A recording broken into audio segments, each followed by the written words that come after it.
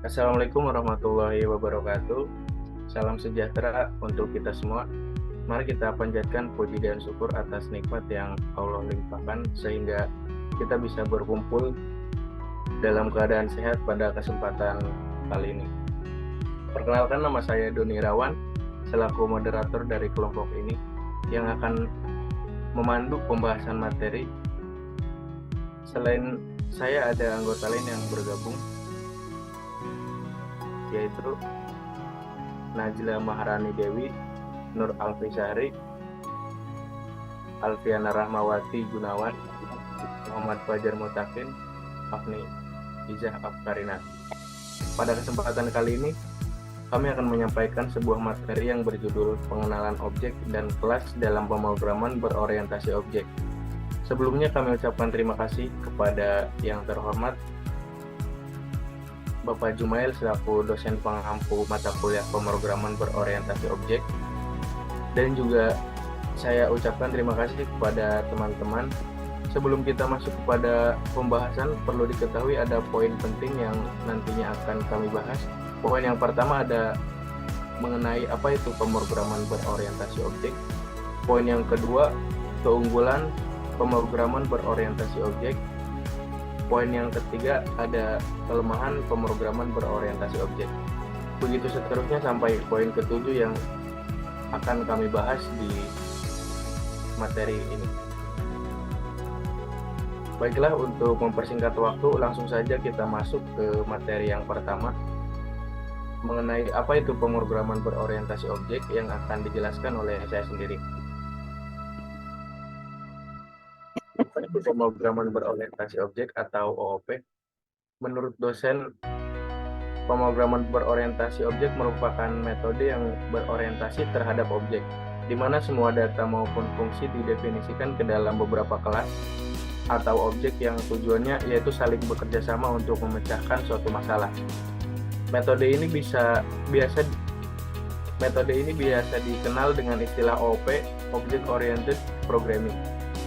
Metode ini bisa memberikan fleksibilitas yang lebih banyak, pengubahan program yang mudah, dan sangat cocok digunakan untuk pemrograman yang berskala besar. Keunggulan pemrograman OOP. 1. Improved Software Development Productivity. Sistem program dapat dimodifikasi tanpa melibatkan banyak modul di mana hanya objek saja yang terlibat. Selain itu, sistem program dapat dikembangkan sampai skala yang paling kompleks. Improved Software Maintainability. Bagian dari software dapat dengan mudah di-maintenance jika ada perubahan meskipun dalam skala yang cukup besar. Faster Development.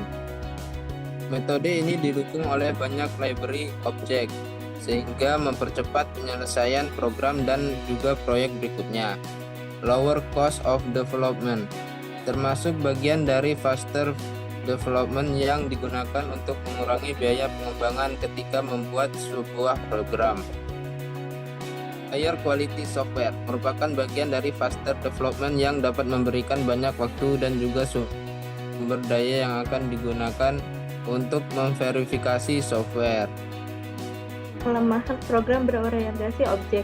Untuk beberapa program butuh waktu untuk bisa terbiasa dengan OOP. Ukuran program yang dibuat dengan metode ini cukup besar. Runtime program lebih lambat. Tidak semua masalah program bisa diselesaikan dengan OOP. Contoh bahasa pemrograman OOP. Ada PHP, Java, Python, Ruby, C++, Net, Perl, dan lain-lain. Pemisahan objek dalam pemrograman berorientasi objek. Objek-objek dalam dunia nyata memiliki dua karakteristik, yaitu status dan perilaku. Contoh, mobil mempunyai status, jumlah, aki, ban, rem. Sedangkan perilaku yaitu mengerem, mempercepat, dan berhenti. Dalam pemrograman OOP adalah karakteristik, yaitu variabel dan metode. Variabel diumpamakan sebagai status, sedangkan metode sebagai perilaku.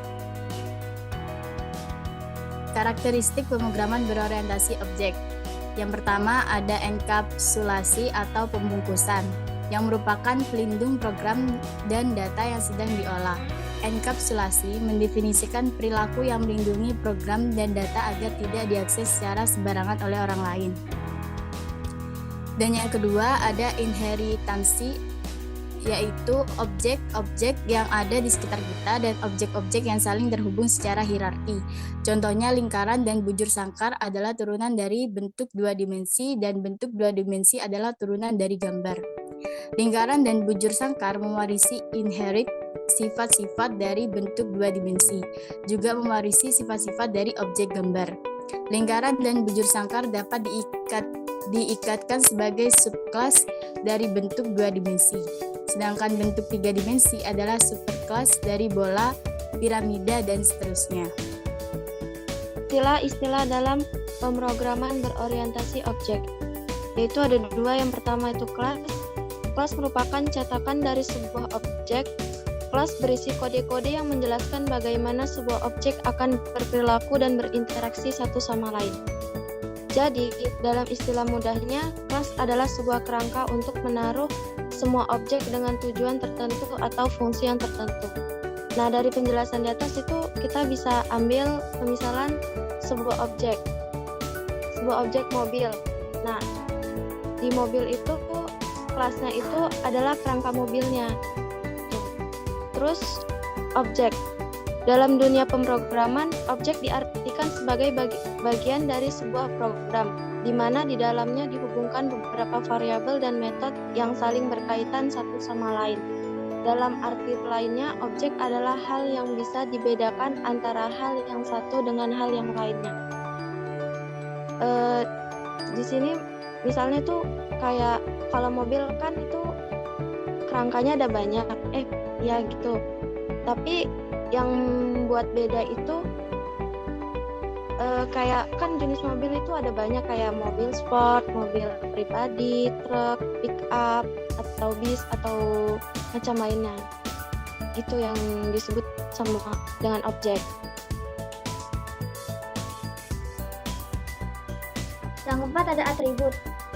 Sebuah data atau informasi yang ada dalam sebuah kelas, atau arti lainnya adalah data yang dapat membedakan objek satu dengan yang lainnya.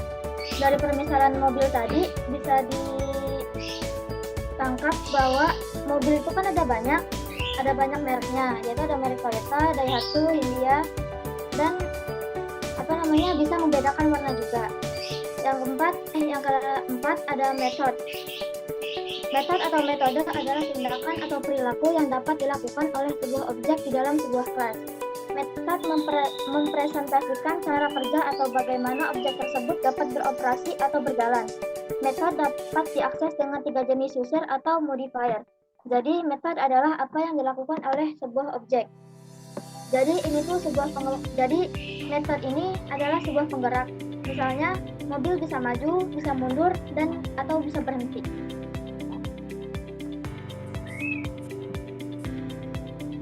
Baik, cukup sekian atas pembahasan materi kami pada hari ini.